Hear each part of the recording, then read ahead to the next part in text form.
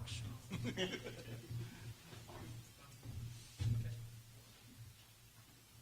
You guys ready?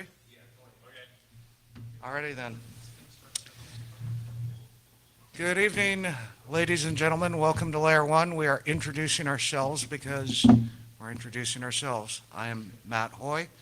This is John Stoffager. We are doing a talk on are you a janitor or a cleaner? So basically, why don't you go ahead and introduce yourself? Good evening, guys. My name is John Stofker. I'm obviously a security professional. Been in this industry for about, let's see, but 13 years now. All right. About 13 years. I'm a CISSP. I've been a consultant for probably the last 8. This talk kind of came about with Matt and I as a combination of things that we've seen throughout the years, things that we've experienced our own selves, and how we can give back to the community to kind of help pull in where we see some weaknesses.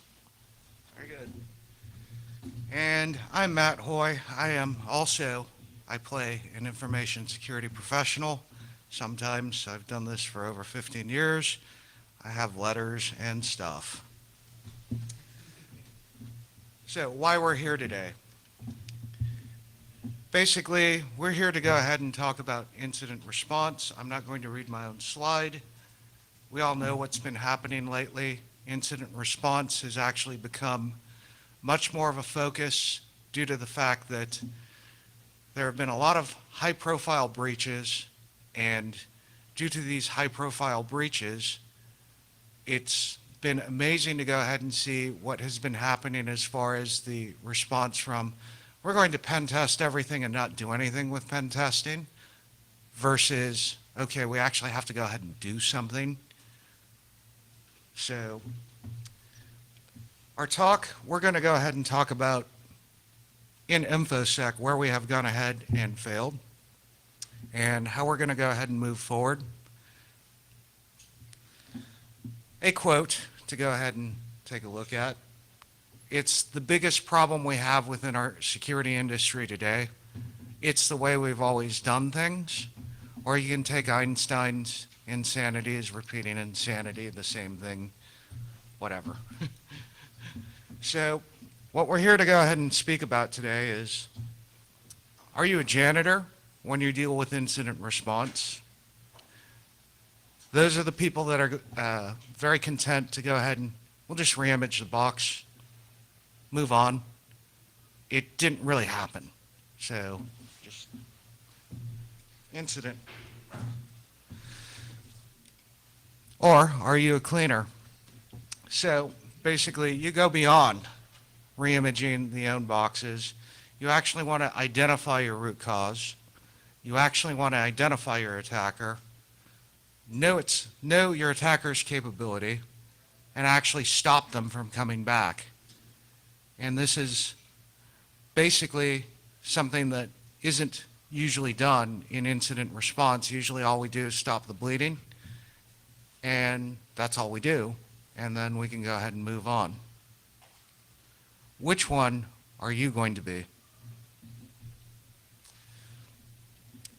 The SANS incident response life cycle basically is a pick-and-roll model. It's preparation, identification, containment, eradication, recovering, lessons learned. Basically, it's supposed to be equivalent to a security development life cycle, which is you're always preparing. It starts with the preparation. You keep going around. You identify, you contain it, you remove it, you do the recovery, you do the lessons learned, which is post-mortem, and then take the lessons learned, and then you go ahead and go back and re-roll and prepare again for your attacker. The problem is the attacks actually don't have a life cycle, and we're not doing this. At least we're not going ahead and playing with the security development life cycle, and most businesses just simply can't keep up with it. They're always going to go ahead and go, well, an incident is occurring, we need to go ahead and deal with it.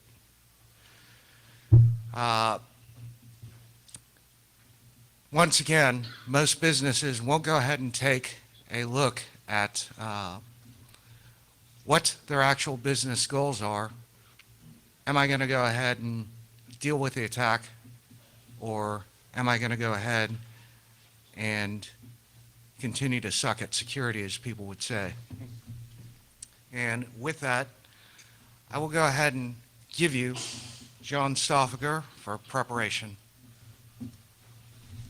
Thank you, Matt. I'm going to try to move this. Is that better, everybody?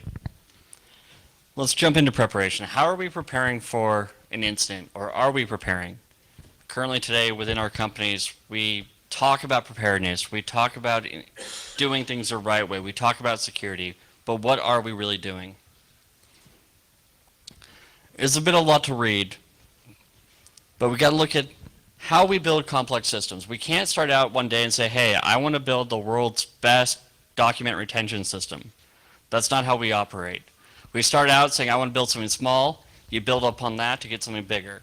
No large system is ever going to be created with someone just walking out the door and saying, I want to build the biggest whatever, right? I mean, Ford didn't start out building semi-trucks. It can't happen that way. And what we have today is we have complex systems that are all built upon smaller systems. Smaller little idiosyncrasies that we just built upon to make them bigger and bigger.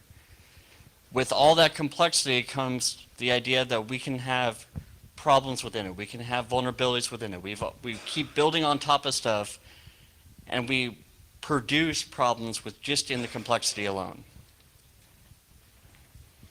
So what is not working within information security today? What is not working with the way we're doing stuff? Here's a short list. And it kind of sums up where we're at. We don't really understand who our enemy is. We don't understand who's going to attack us. Is it a nation state? Is it a customer who's upset with what we do? Is it someone who's trying to land an attack for a bigger gain? Last year we saw a lot of attacks on customers that were leading up to a bigger one. They weren't going after that customer, rather a customer of theirs, but they had to make that inroad somewhere. We don't really understand the nature and why stuff is happening. When we don't take time to educate our end users, our developers, about what security is. How many in this room as a security member have taken your developers aside and really kind of educated them on secure development? We're good at pointing out, hey, there's something wrong over there. But when we have to take that lessons learned step and we walk back and we say, okay, we had an issue, we need to go educate our people, we fail right there. And it's not really a fault of our own. Usually it's business, right? They want to just move on. You know, get over that one issue, let's move on, let's live another day, let's sell another product. We need to stop that mentality, take a step back, and understand what just happened and how we can make sure it really doesn't happen again. We are we have perfected MALCOP security. I love this one. It's the observe and report, right? We have IDS, IPS systems that we have now turned on into the famous monitor mode. Because we have the idea that, hey, we won't stop the business from happening, but hey, when something pops up, we'll check the logs, we'll act on it. How many do that? Come on, raise your hands. This is why we can't have nice things. It is exactly why we can't have nice things. IPS systems set to monitor mode become IDS systems, and they become lost in a deluge of other logs that you don't read. WAFs become absolutely useless if you don't have them actually doing anything. Firewalls become useless when you're only logging attacks and you're not dropping packets. I know the business complains, hey, we don't want to drop any real good customers. Why?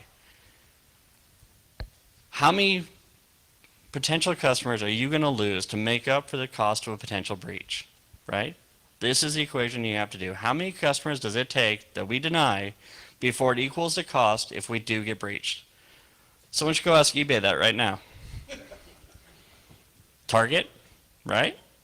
How many customers? What is that equation? How does it work for your industry? Staffing is a huge issue as well. We are inadequately staffed. We really don't understand how to hire a security person. What should their job be? We have an idea of what we would want them to be, but usually that job is a job of 4 to 5 people, not one person. And we want to pay them half of what we really should be paying them. What does that lead to? We have people in positions that are overtaxed. they're overworked, they can't have the time to dedicate to what they should be doing, and they face all the brunt of the industry, of the corporation itself when stuff goes wrong. Who wants to be that guy? Do you want to be that guy? Do you want to be the guy who has to sit there and take it from everybody when something happens because he had 200 things to do in a day and couldn't get to that one? It's not fair, but it's something as an industry we have supported because we don't go back to the business until we can't. We can't keep doing this. The other corollary to that is we let the business drive too much. How many people in here have ever had business tell them to do something that they knew they shouldn't be doing? You know, we have this mentality that the product should go out. Whether it's tested or not, whether it's secure or not, it needs to go out because marketing set a date and it needs to go out on that date. We don't push back enough. We don't push back to the business and say the real risk involved in pushing it out before it's time. And then finally, we don't actually know how to respond to an incident. We have an idea of how to, inside our own group, respond, but how do we respond to the public? How do we respond to the people, our customers, when we have an incident? Do we throw a sale like one of the companies did? Offer everybody 10% off because we just got breached? Please, give me more of your credit card information. Do we announce it to everybody and then a day later announce that we have 7 more vulnerabilities that we knew about for the last month, and one includes a shell on one of our sites, because now that you've gone back and changed your passwords, they have those now too. These are all situations that have happened, and people not really thinking about how they're going to do it, they just go off and do it. So let's go look at our enemy. Who is our enemy?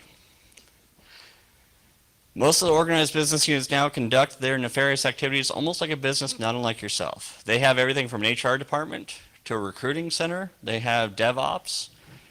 You ever notice how quickly these malware turn around and we can trick out antiviruses with different strains?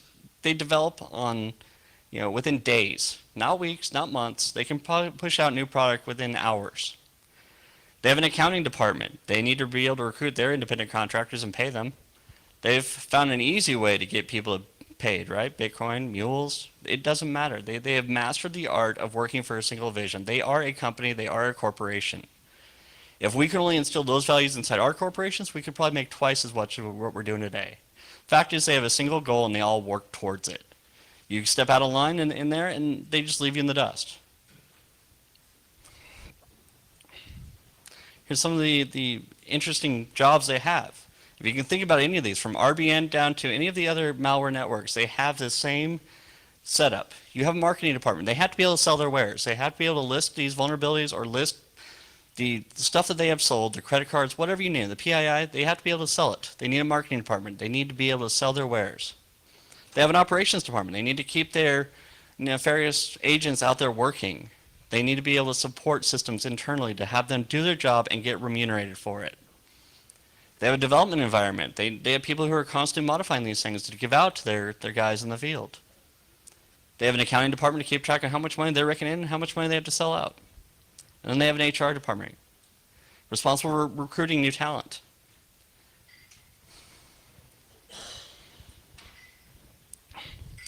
They are streamlined, they are efficient, they have laser focus. The reasons they own you is because they are working on a goal. They are all connected and working towards that one goal. Oh, sorry, do you want me back up? Yeah. All right. I have these in a PowerPoint deck I can send you. In fact, we will post them. We will. So let's go look at the nature of an attack. Anybody recognize this? Raise your hand if you do. Yeah, do you know what it is? Is Vis in the room? Because I might owe him $10 if I say this. So this was Lockheed Martin's kind of breakdown of an attack. It's called the cyber kill chain. Thank you. That's what I was waiting for. This is the analysis of an attack, how an attack starts and where it ends. And the higher up the chain you can stop the attack, the more successful you will be.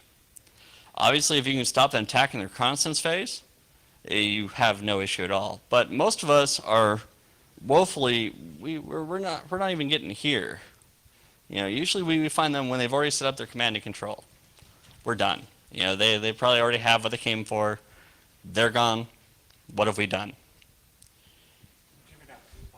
We literally are. We're giving up coupons. You can come to the party later. What's that? We told all our users to change their passwords. Were you the only one besides me who thought that was a great watering hole attack? You get a company to think that they've been breached, to get everybody to change their passwords, that brings everybody back in, and what do you have? You have, 1.45 million new victims. So let's talk about Molotov security. We kind of went into it. I'll give it here, monitor mode. I hate this, because as a consultant, I'm asked to do this all the time. They want to install some new whiz-bang product they just bought, but don't make it actually do anything because we're afraid that it might break something. Well, what is that something it'll break? We don't know. But it'll probably break. You just spent $2 million on a piece of hardware, and now you're telling me to neuter it because you don't know that it might not break something. Thank you. Now, rather than take the couple 100 hours to figure out what to break? No. Just put it in monitor mode. We'll diligently watch the logs, and if something happens, we'll react. Right. It doesn't work that way. Have you ever suggested that they take out the fire sprinklers? Nobody. You got fire alarms. As soon as you hear those go off, you turn on the sprinklers, right? You laugh, but some of these customers, they have gone so far as to never actually refill their FM 302 tanks. Yeah. Because they figure that's what they have insurance for, right? So if something happens, burn it to the ground, insurance pays us back. These are business drivers influencing security decisions. These are business drivers. What's that? Oh, don't even get me started. Yes. So let's talk about hiring. I love this part of the speech. This actually took pretty recently. For those in the back, if you can't read it, you might want to come to the front. This is kind of interesting what we're asking of this person to do in their daily job. All right? It seems a lot of work to do, but remember, this is for a gaming company. This was a casino. So you're sitting around, billions of dollars each day changing hands, lots of regulation. We're going to hire one guy, and this is what he's going to do. All these things. And check Facebook and Craigslist and his email. All right? Here's what we want him to know how to do. Granted, this job is for probably about $65,000 a year. But this isn't just one. I could go through hundreds of these. Many of you in your own companies probably have the same things because we're not thinking about who we want. We're just saying, hey, we're going to throw this big list of stuff out and get a rock star. A rock star won't do half of this for $65,000. I would pass. Especially in the gaming industry where you're heavily regulated. That means this guy is putting his job on the line every time his manager asks him to do something stupid. And he has to say, yes, sir. It's what it comes down to. I mean, literally, I picked this up probably less than a week ago. Too often we let the business drive. Here we're letting the product drive. These are actually posters I found online from companies that want to sell motivational things to startups. Because these are things that they think startups like. The idea of, fuck it, ship it. We don't care. Or I love this one. Done is better than perfect. When in security is done better than perfect. The longer it takes to develop, the less likely it is to launch. I love that one. I've actually had a program manager in an SDLC meeting tell me this straight to my face because she didn't want to go through security testing. She said, the longer it takes, it just won't launch. People won't like it. People don't like it when you have a breach. People don't like it when their personal information is exposed to the world. People don't like changing their bank accounts because you couldn't figure out how to do SDLC correctly. I can tell you the damage done by this thinking far outweighs the damage done for your product being delayed. With a politics drive, I hear this one all the time. These quotes are actually taken from customers of mine that were said to me when we were working through various stuff. And I'm sure many of you have heard these day in and day out. We can't let them do this. We can't sit here and say, yeah, man, I can't scan the server because it may crash. Well, then we have another issue to fix before we even start talking about security, is why are we putting ourselves in this position? Why are we putting the business in jeopardy every time we try to do something proactive? The last one I love too, and this is one of my favorite. I only open tickets I know I can close. This was an engineer who was run by a manager who believed in efficiency. They figured efficiency was measured in tickets open, tickets closed, and average time to resolution. And this is what that thinking gets you. It gets engineers who aren't thinking with their security hat. They're thinking about, hey man, my boss is going to yell at me if it takes longer than a day and a half to close this ticket, so I'm just going to close it or I'm not going to open it. It's not just like crash we don't want to be responsible. It's not just we can't scan it. Sometimes we can't patch it. Well, let's put it this way. Do you think the attacker is bound by these rules? Do you think the guy out there who's looking to own you is bound by any of these rules? Does he have to go through change control to ask permission to run Nmap against your box? Well, look at the upside. I mean, he's never going to Yes, exactly. But it probably won't at one time. Here's a great one. We all love Dilbert. It's a little bit of read, but Dilbert gets asked to install his company's firewall, and he explains that everybody blames everything on the firewall, so he doesn't want to do it. And at the end of it, yeah, they're blaming the firewall. This is what happens. This is politics driving business decisions. You don't want to do something because everybody blames security when shit doesn't work. Even when it has nothing to do with security, right? Nothing to do with firewall. So we stop doing what's proactive because we don't want to be held responsible for what might happen. So now we go into we don't know how to respond, and these kind of go between and go with each other. University of Maryland. This is an awesome one. This is how they responded, and I don't know if you can read this in the back, but their response was basically, well, it happens to other people, so it must be a trend happening. Breaches are not a trend. It happened to the guy next door, so it must be okay is not a response to give to people. In fact, this actually happened twice to them, and it was only after the second breach that they actually fixed the problem. But their response is still, it shocked me when I read that. It's like, well, you know, it happens to everybody, so it must be a problem, and we just got swept up in it. No, it didn't. You didn't get swept up in it. You didn't do what you were supposed to do. So rather than take responsibility for it, you want to tell the public that it's okay because it happens to everybody else. Here's two medical instances, and anybody find the irony on this page?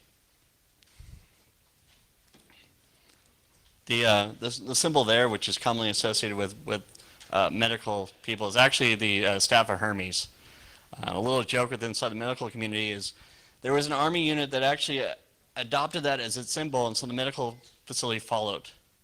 Whereas the actual symbol for medicine, the god of medicine in Greek mythology, is a staff with one snake, not two. And it's kind of the thinking they had here. Palomar Health, who got breached, they decided, hey, we're positively sure that your health information hasn't been used for any nefarious purposes whatsoever, even though they had an employee who lost 2 unencrypted USB sticks with over 20,000 patient records on them. This one, same thing. Franciscan Medical Group, another lost laptop with 35,000 patient information. But hey, we're sure that it wasn't used in any way possible bad at all. We're 100% risky free. My question is, what is a single user doing with that many patient records unencrypted on a USB stick or even in their laptop, leaving it in their car? Why are we not doing our job to make sure that that doesn't happen? And why are we responding to a breach with saying, hey, we know for uncertain doubt, or no shadow of a doubt, that your information has me. We can't make those assertions. Those assertions are not something we can quantify. We don't know. For all we know, they could be using it right now. Customers come to us to look for the truth. They come to us for reassurance that they're okay. And giving them false information like this is not something that we want to start supporting. The IRS. This happened just recently, and the interesting thing was this was a case where an employee took a laptop home and had 20,000 records of IRS employee data on it that got swiped from their car. And this was their response. Again, they're coming back and saying, hey, they have no evidence that it's ever been used for any nefarious purposes. Why is an employee carrying around 20,000 records of its own employees on a laptop sitting in the front seat of the car? This is just the tip of the iceberg, right? What's that? All right. Well, got it. Wow. I know. They're not the poster child for doing things the correct way, but you realize that these people have all of our personal information. They are custodians for every single citizen's social security number and banking information going back for as long as we've been working. So if they can't figure out how to handle data responsibly, why should we be okay with them telling us, yeah, we have no evidence to indicate that it's ever been used any improperly, right? Maricopa Community College District. After 9 months, they still hadn't remediated themselves. They were stuck in a politic war with an IT director who was moving out and no one wanted to pick up this baby as it was. They didn't remediate. They figured, we got breached once, wipe the box, reinstall it as it was, put it back into service, don't patch it. And it kept going on and on and on. The last one, my favorite one. We're in this together. In that spirit, we are extending a 10% discount. We let go of all your financial information, but hey, we'll give you 10% off and come back to our stores and run your credit cards again, because we're not even sure if we know how we got breached, right? I think this is the most awesome of responses to something without taking any responsibility for what they've done. We all in the room know here what happened, how it happened. So to understand that, and to hear their response here, it's kind of insulting, knowing that they played fast and loose with their security controls, and at the end of it, they thought, wait, hey, let's capitalize on this. Let's throw a sale. Let's get people back into our stores. So let's talk about change. How are we going to do this?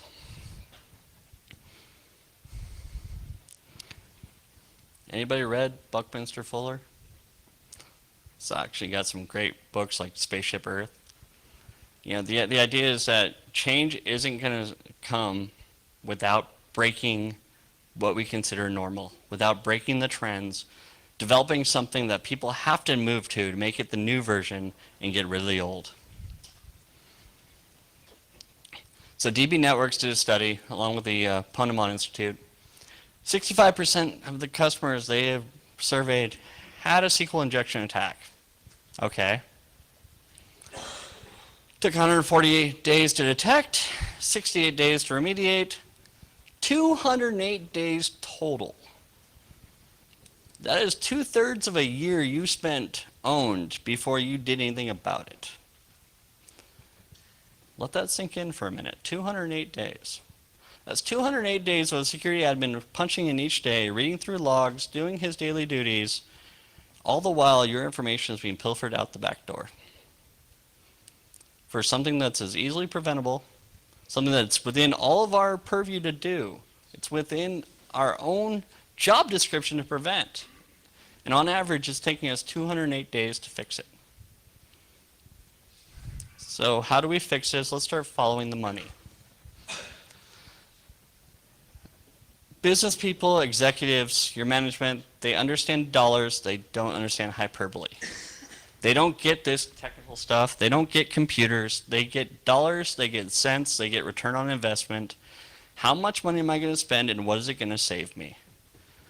We are good in the tech industry of talking to hyperbole. We can go, oh my God, APT. The executives, they don't understand APT. They're like, well, what? I don't get it. They know letters, they can kind of read, but they don't get APT, and we don't get finance. We don't talk dollars and cents. We can't come done with a story. There's a reason why marketing gets to throw a $200,000 party, and I can't buy a firewall. Marketing is great at telling a story. That's what they do. We don't tell stories, and that's what we need to do. We need to start telling stories. We need to start attaching monetary values to what happens, Stop being defensive like it's something that we did wrong. You can't blame a guy who couldn't defend against an attack because you cut his budget by 75% and he can't afford to buy anything. Or you're hiring people who, you could have hired 4 for that job and they're overworked, underpaid, and getting burnt out. You can't fault that. We got to stop being defensive over this stuff and start accepting the fact that we need to tell a story, we need to get the funding, we need to be like marketing.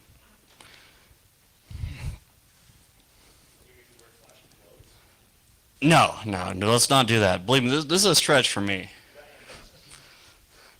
So it's kind of simple. Cost of the solution versus cost of an adverse event versus the cost of doing nothing, because there's always a cost at doing nothing. People think that doing nothing is free, but generally doing nothing always costs you a lot more than doing something.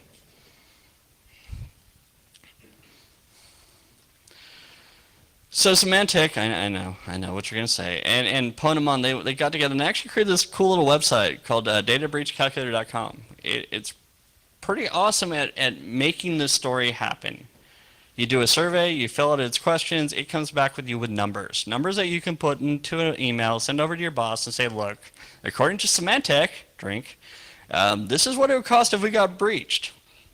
Everybody loves stuff. I mean, the only thing better was if Gardner was involved. If Gardner was involved, they would write you a check right away. It's not too far off base, though, and that's the scary part. The survey they have you fill out, the questions they ask you are on point, they're within reason, and the numbers you get are pretty damn near what reality would be. Use it to your advantage. Use this in your storytelling. Create your story. Can we stop calling them advanced? If everything is an advanced persistent threat, thank you, then is anything an advanced persistent threat? And if they are so advanced 4 years after that term was created, why are we not gotten as advanced as they are? Shouldn't they just be persistent threats? Or should they just be normal day of life? It's going to happen.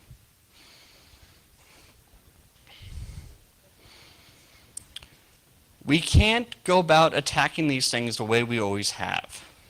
It's not working. It didn't work 4 years ago. It still doesn't work today.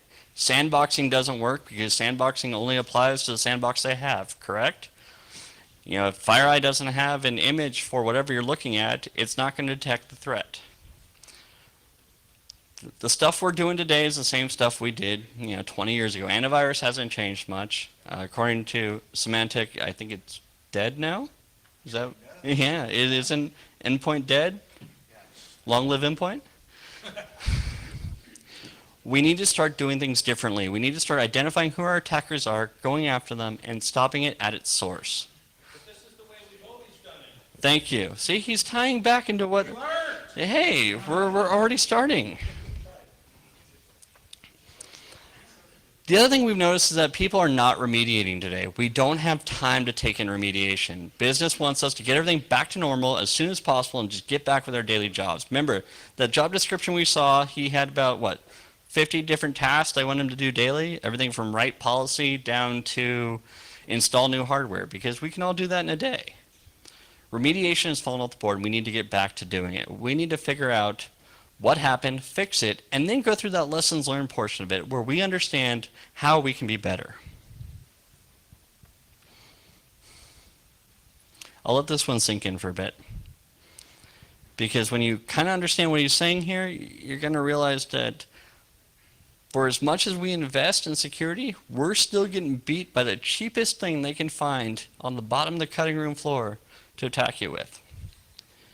Again, these are businesses. They want to buy low and sell high. They don't want to invest too much money in the game if they can't get any return on investment. The last batch of Target cards sold for a whopping 35 cents a card, but at their height, they were going for $15.33 a card. If you calculate how many cards they had, they made a bundle of money off it, but it's still a business. They still got to control cost, and they still want to profit. So if we're being beat by whatever they can scrounge up out of our couch cushions, they're not taking it out of their bankroll. They're not going to go spend $10,000 for the latest IE8 0 day. No, they'll go for an MS08 64 because we're all still vulnerable to it. 4 years later.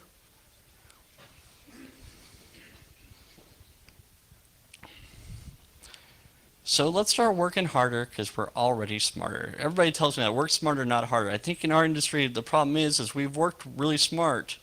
We just forgot how to work hard. We don't know where the attack come from. We don't know what the attacker used, and we don't know who's behind the attack, but we can tell you all about what's happened on Reddit and NetSec.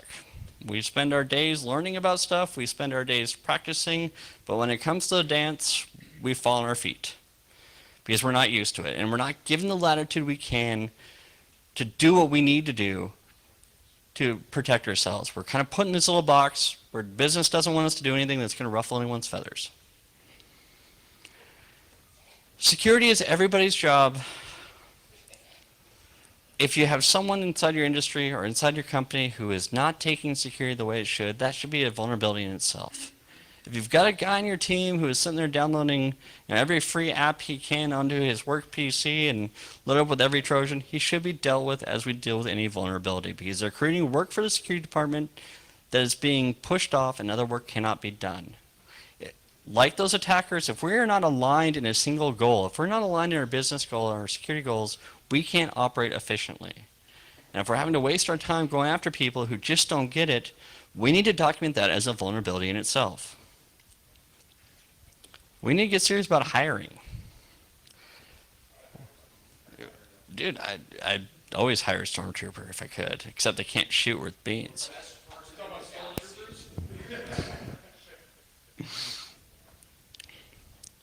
So let's put the I back in team. It's there. I can tell you, it's right there. And you see how it makes up? Right there, see? We can still be individuals but work as part of a team. We can still be a part of the security community and work in these teams of developers and whoever we're working with. But we need to maintain that position of being right in the middle. The word team doesn't get held up with that I without it being there. You can still be an individual. You can still be firm in what you believe in. Still be firm in the concepts you have and not yielding, but still be a part of the team. Educate. Help them understand what your position is and where your values lie, what your responsibilities are. Just like them, you have responsibilities. A lot of times we don't explain this. We don't explain to people why we make the decisions we make. We just say no. It doesn't work that way. People feel that it's abrasive. It comes off defensive. They don't understand why you're saying no. Open up the kimono. Let them know what your secret sauce is. And be that I in the word team.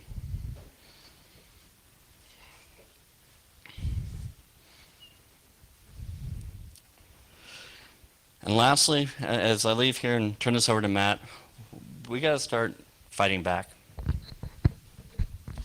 Thank you, John.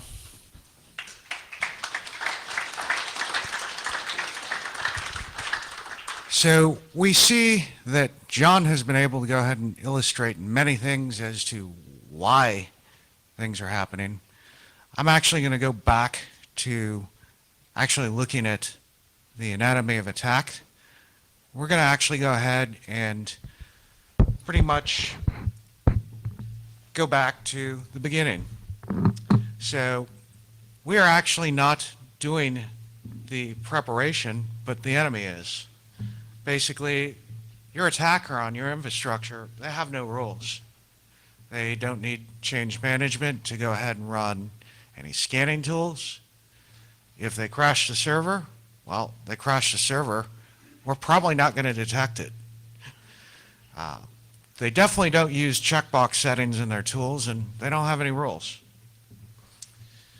So if you go ahead and take a look at what I was speaking about earlier, the preparation and now identification, what isn't working for identification? We simply go ahead and buy things that say that I'm going to alert you if something's going on that we need to know about. Apparently, alerting isn't good enough alone because if you look back at the store that gave 10% off, there were 40,000 alerts.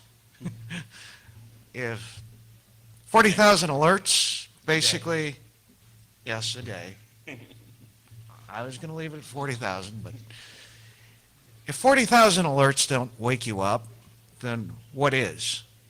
We take all this technology that we buy, we go ahead and set it and forget it, and At the very worst, we don't have an escalation process that's worth anything, because at 40,000 alerts, shouldn't have that been escalated to someone who actually would have said, this is bad? You think. So you take a look at this and it's like, how do we usually find out that there was a breach? Krebs? Hi, this is a 3-letter agency. Yeah, we found a password dump and you're in it. And we logged in. And this is what I've heard the last 3 times. Literally, well, we can't talk about it, but the authorities contacted us. And apparently we had an FTP server. And that FTP server, yeah, it didn't have a choke point or anything, but they had root. Alrighty then. But the IDS logged it, right? Yes. Yes, it did, and they did capture the traffic. And the IPS would have responded, but it was a monitor bug. Another fun one. Why isn't the email working? Why are we blacklisted? Oh, nah. We only sent enough Nigerian spam to go ahead and cover about the U.S. 3 times. Or, worst case scenario, yeah, if you see Pastebin, Krebs probably already got you on that. So basically, what we failed to go ahead and do is we have never ever caught an attacker in action. If we have, what would you do? Things that I go ahead and do when I've seen attacks, if I'm lucky enough to be able to catch it and it's active, is I need to know what the level of skill that my opponent has. Is it a direct or an indirect method? If I can go ahead and do this and I have the time, and you always have the time, you should be pretty much doing a formulation on your attacker. They're always going to leave behind at least, the very least, an IP address. If you're lucky, they have an OS fingerprint. What we've gone ahead and failed to go ahead and do is go ahead and in the preparation phase, actually take a look at our real physical assets and do some classification. People do not know the actual value of what it is that they're going ahead and trying to protect. So let's go ahead and install a new SIEM. It's going to be awesome. It's going to solve all our problems. Let's feed it everything. 40,000 alerts on garbage. Gets you garbage. So basically, another thing that we fail to do is identify the actual pivot points. When you're taught to go ahead and do penetration attacks, there are things that you need to go ahead and do. One, you need to go ahead and gain connectivity. The next thing you're going to do is, where can I get to the good stuff? And how many times do I have to go ahead and do it? So depending on the actual pivot and whatnot, you'll be able to go ahead and see the actual skill, and it won't be an APT. Drink. So tools that I use to go ahead and identify people. I believe that you have the capability in your organization to go ahead and map things out. If your enemy doesn't have change management and everything else, why should you? If I have an IP address, the first thing I go ahead and do is tear it apart, figure out everything I can about the actual attacker. I need to know how big is his CIDR block. I need to know how big this guy is. A lot of people will actually go ahead and look through their logs and only look at a single IP and going, oh, well, I found the attacker. They don't actually realize how big the guy is. So why not go ahead and scan your enemy? Why not go ahead and take a look and look at what the enemy does? People don't. They usually just go, 40,000 alerts. All right, what do I do with it? Things that I actually use for things, if I can't actually identify where the actual IPs are, a tap is cheap. You can actually go ahead and throw in Bro IDS or anything else in there just to go ahead and figure out what the heck's going on. And I can't emphasize this enough. A lot of people don't do things the old school way and don't use pen and paper, but they get smart and they decide that I'm going to go ahead and shortcut things. I'm going to take my cell phone. I'm going to just take pictures of everything.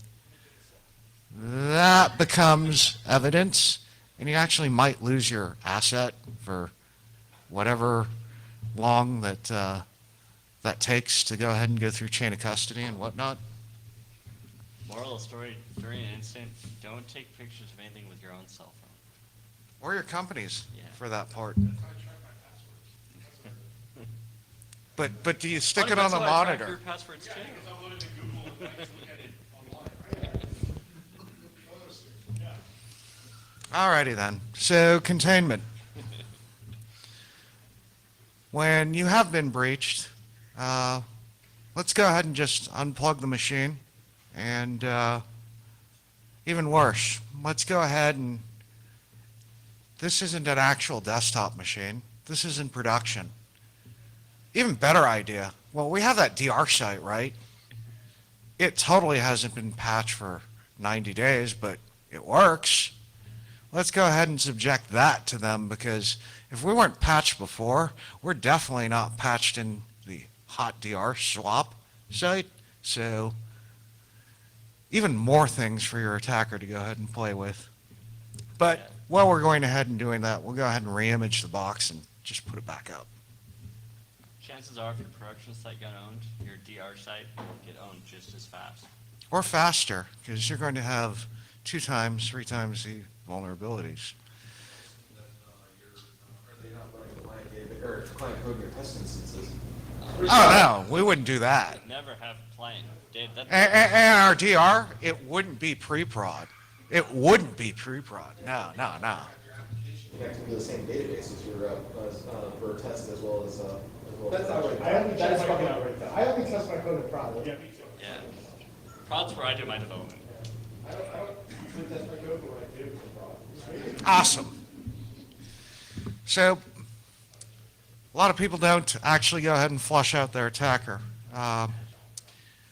When people get phishing emails, what do they do with it? They usually throw them away. I actually want them. Reason why I want them is if I'm running an app, I might be lucky enough to have app logs that can actually go ahead and reveal my attacker.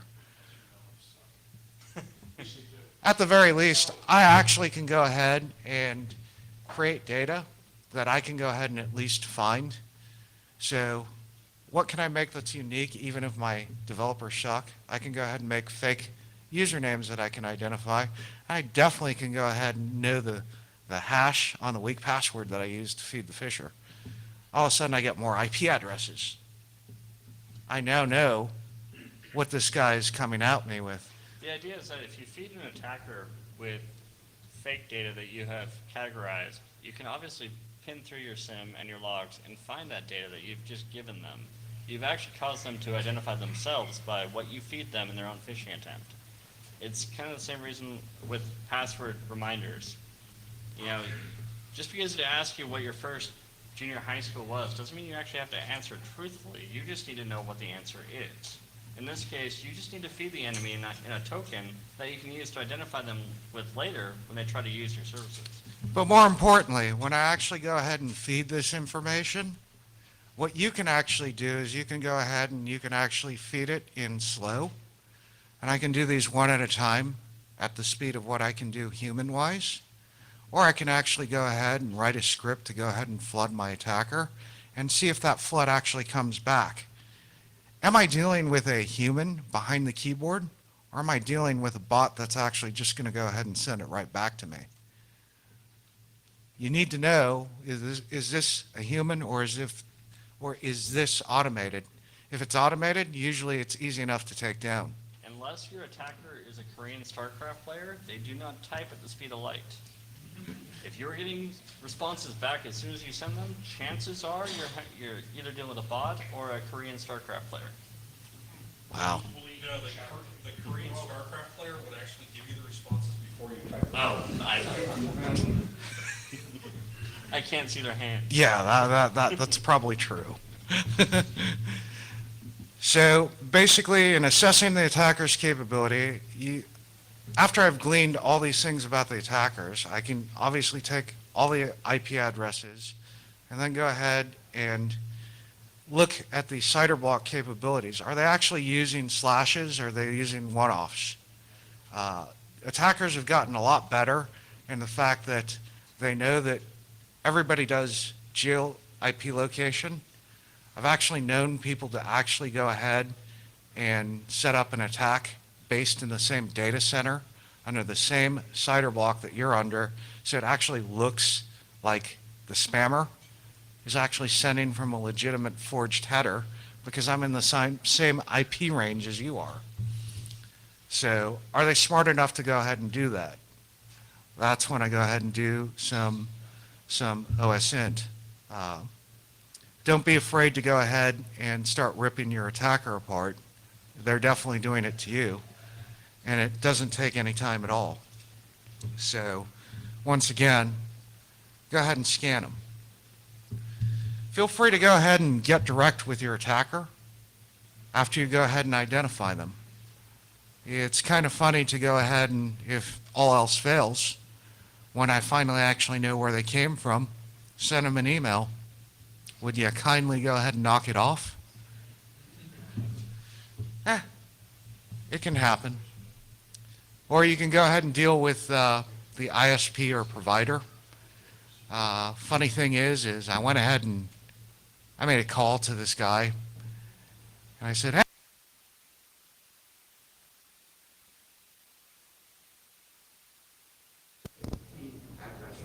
Can't hear you. Mike went down. it went out. Anyways, I identified and provided logs for the ISP, and they said, oh, that guy, well, he pays too much, we can't do anything for that. And ISP told me, we're not going to take any action against this user, period, because he pays too much. So, basically, what did I do? Fine, /24. Bye-bye. So, the difficulty is this guy actually had the intestinal fortitude to go ahead and call back my company and actually ask me to unblock his entire IP and say, but we're cool now, right? I said, did you get rid of the customer? No, he's still my customer. Then no. You don't get access.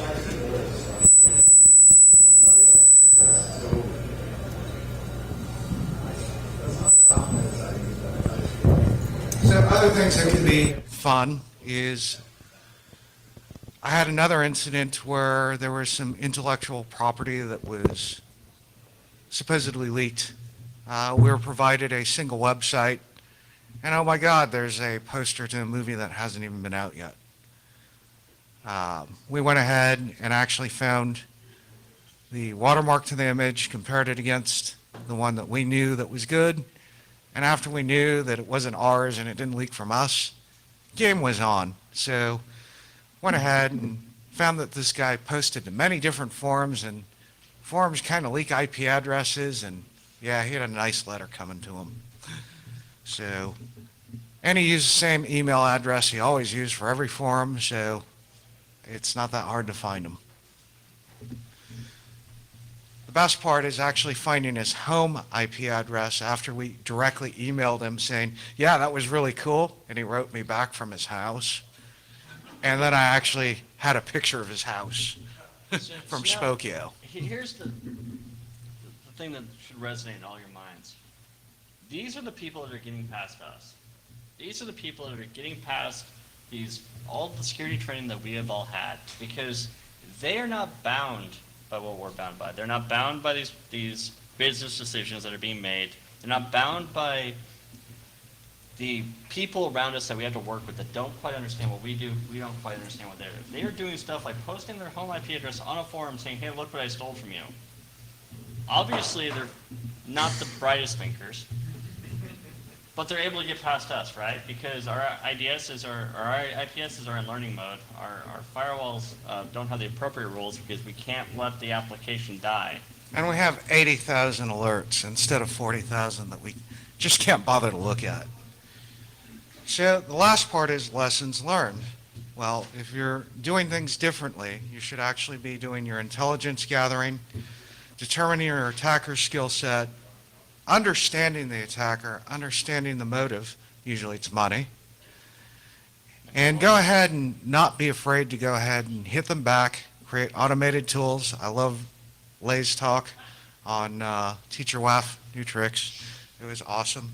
And basically, feel free to go ahead and use OSINT to learn about similar attackers that could possibly go ahead and do things to you that you should be blocking preemptively before they actually come at you.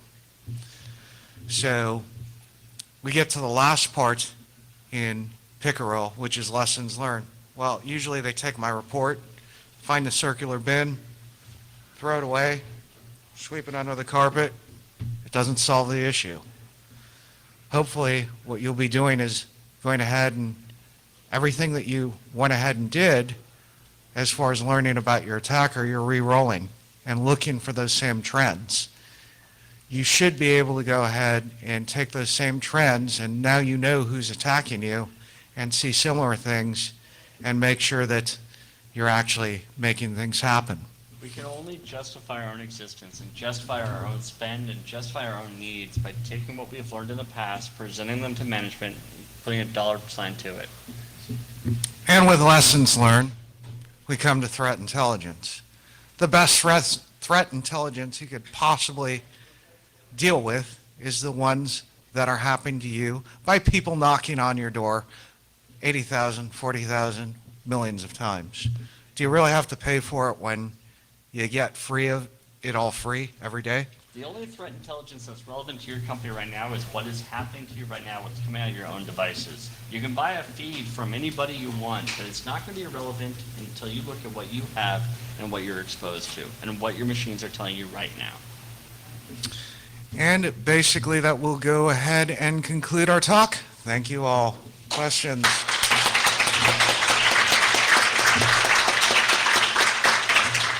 Actually have a kind of a two-part question. I think the first more, We only do one part per person. well, you can do it too, that's fine. Oh, wait. But my first is you mentioned that, maybe find the IP or email the person or something like that. Do you think that's actually a good defensive posture? No. It's not meant to be a it's not meant to be a defensive posture. So is It's your for me current- to go ahead and figure out. Which I understand, but you see, you email somebody, and they know that you're on, they can go ahead and blast you with whatever else they have. But aren't they doing that already? No, usually they're trying to obfuscate their actual attacks. Sometimes And they do. typically when you email them or bring it to their attention, they will give you a full-on DDoS or some other not nice. Those are fuzzy. And then again, once again, my experience has been 90% of the time when I've dealt with these people, if I even run an Nmap scan against the IP that went ahead and attacked me, Sure. crickets. Nobody's home. Nobody's home. So think of it this way. Your current response is what? You lay low, you fix your stuff. No. My current response is lawyers, police departments, and ISP. And how's that worked? Have your attacks gone... It's fairly effective. But have your attacks been mitigated? Have they gone down in number or increased in number? But again, my initial question is, how much sense does it make to engage the attacker directly? Right? Does that poke the bear, or does that mitigate the attack? Well, it goes back to the other part of did you actually do your homework and take a look at the IPs? Sure. Because I don't want to go ahead and invoke. But I'm just saying, the suggestion notion was, go ahead and remote. Okay, I'm working off that. So I have a problem with that notion. Sure. Emailing them and allowing them to know that you're actually visibly monitoring them, because I think that's kind of the way to alert them. I didn't actually say that I was alerting them. I actually said Well, that was cool, so I could get an IP back. It inferred. Well, The that's thing also I the kind of- assumption that it's their IP, right? If someone's really broken, they're not using their IP. Right. Right, Which is but why I said- I'm actually referring to the intellectual property one, Sure. where we knew it was a form. Sure. And I just wanted to say, Okay. yeah, Under that context- this was cool. Under that Thanks, context, dude. would you not prefer to engage with the legal team? You've got to understand who your enemy is. I do. And that's what it comes down to. Where you Sad go part after is, that, is the legal team told me they couldn't do anything unless I identified who actually So did that. if we're speaking under a specific instance and it's your last option, then I understand. I'm just wondering if that was the preferred method over. They said, we don't know who to send the letter to, so if you can give me that, I will send them the letter. Your legal team sucks. a lot of times, They do. My other, like, random kind of more technical question was, I see you guys like show Splunk a lot here in senior talk, maybe twice. Yeah, most companies can. As far as I saw, but I was wondering if there were any legit alternatives to that. Yeah, grab and hide. What's that? Grab. You guys looked at like Elasticsearch with Logstash or One Savant? section can monitor. Yes, they are. it really comes down to whatever you have as your SIM, whatever you have collecting your data, you need to be able to use it. I've walked into as many ArcSight and Splunk installations that are gaining dust Even because, through radar, they- yeah, sorry. Great product. Yeah, but it's probably with like 6 servers. So it's expensive. Oh. So I was just wondering if there's anything that you tested about crap. So I let, use Splunk as well. let me put it to you this way. Would you buy a bulletproof vest that was on sale for 75% off? However, I would shop around before. Sure. Splunk doesn't really do anything that can monitor log section. It doesn't. And it's absolutely one-to-one. The only thing Pretty much Splunk- the same. Yeah, well, Splunk is better at importing old data. Yes. If you're talking about new data, Real We're not time. talking about tools here, we're just saying, hey, Right. I'm going back to the bulletproof vest comment. 'Cause Splunk I'm not is selling you beyond any the same. tools. Any SIM you buy provides you intelligence, but that intelligence is only realized when you have the staff who can ingest it, who have the time to act on it, and who understand. I mean, that goes back to my staffing issue, is right? We're not providing ourselves with the people we need to run our tools. We want to buy a tool and say, hey, this tool will do whatever we need and secure us, right? Because your WAF, That's a true point, that's a true point. I mean, it's not just people, it's both infrastructure, So- it's money, and then people. my point when people want to equate a dollar sign to their security solution is, would you buy a bulletproof vest made in China with recycled aluminum? Sure. What bulletproof vest is made of aluminum? Well, wait, it depends where you're going, right? All right, we're cutting into drinking time now. So, an actual question about this. Yes. I have another question on my face, yeah. So with regard to, put the IVAC team and. Like that? It's in the Well, angle. kind It's in of. the angle. It's in the angle, but, ultimately, the issue that you brought up was, it's, when you tell people no, and not give them any reasons, they don't understand, and they challenge, and they, most of the time they'll just continue, or they'll just continue a set action, regardless of your no. But when you explain that to them, they all of a sudden say, I don't understand what you just said. How do you find a middle ground? You've got to work on your own presentation skills. You've got to work on being able to. It's all about communication, right? We always get in our jobs. And it's always it goes back to it. You've got to be able to. Your job is to secure it, right? You can't just walk in and say, "Hey, man, they didn't understand what I said." Well, maybe you have to bust out the giant crayon and draw it out. Well, when I said cool, I take it and their IP address. and I- Gary's final thoughts here, please. Gary's final thoughts. Go. Gary's final thoughts. I just want, This person to deliver your message to them and pound on them to understand it. If it involves getting down to their level, speaking their words, figuring out a way for them to understand it. We can't just walk away and say, hey man, I can't deal with these people, they just don't understand. Because that doesn't solve the problem. They win, right? They don't do it. And we get frustrated. You're gonna work for target. You're going to a technical issue. like developers who actually have hands-on. The issues I have, like